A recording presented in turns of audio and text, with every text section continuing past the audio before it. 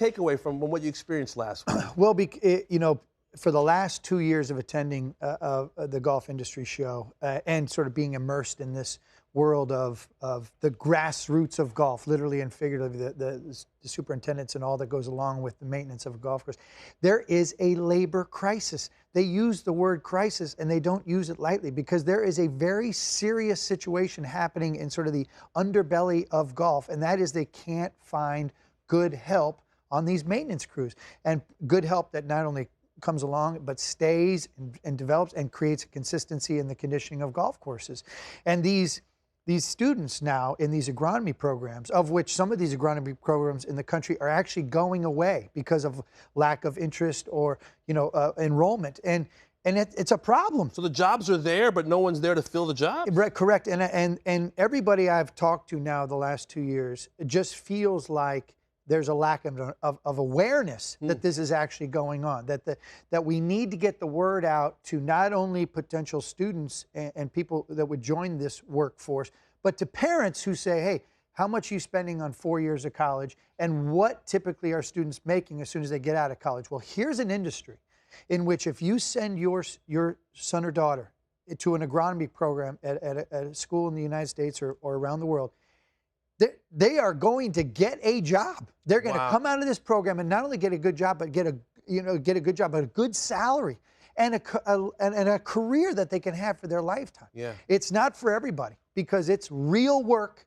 and you've got to really be dedicated, and it's got to be in your heart and soul. But if that lives in there, if this game lives in there for you and you're interested in something like this, this is something you need to pursue. Well, your son has made a choice to be involved. What is he doing? This really hits home for the Cook family, because we are golf course owners.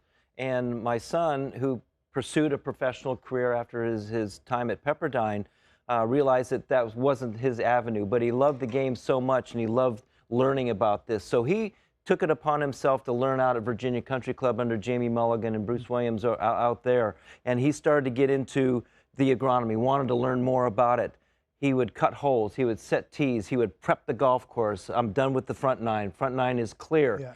What they liked about Jason in this role is because he played competitively. He understood the wear and tear of a green, of where the tees are, hole placements, wind direction, what the tee sheet looks like. He was learning all of that.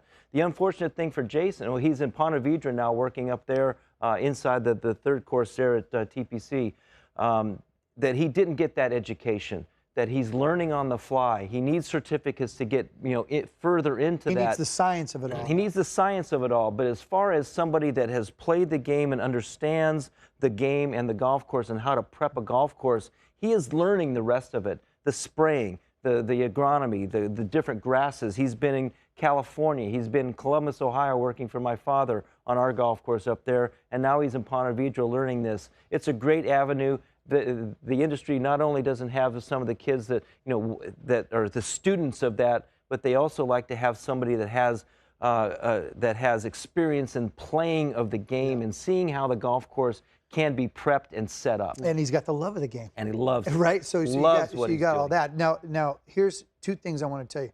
It's going to get worse before it gets better, because they're all talking about there's this level and age group of some of the top superintendents in the country that are about to retire. Okay. They've put in this long, so there's this big wave that's about to move out. So in the middle of all this labor crisis, you've got this wave of experience about to move out, which even creates more of a void and a gap.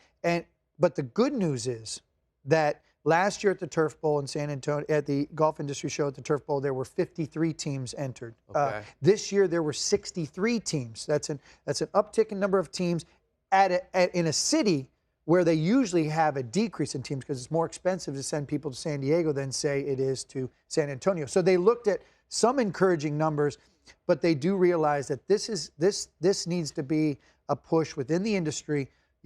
Anybody who knows anything about what's going on, we need to get the awareness out that there is a demand, and we need to bulk up the supply. If there are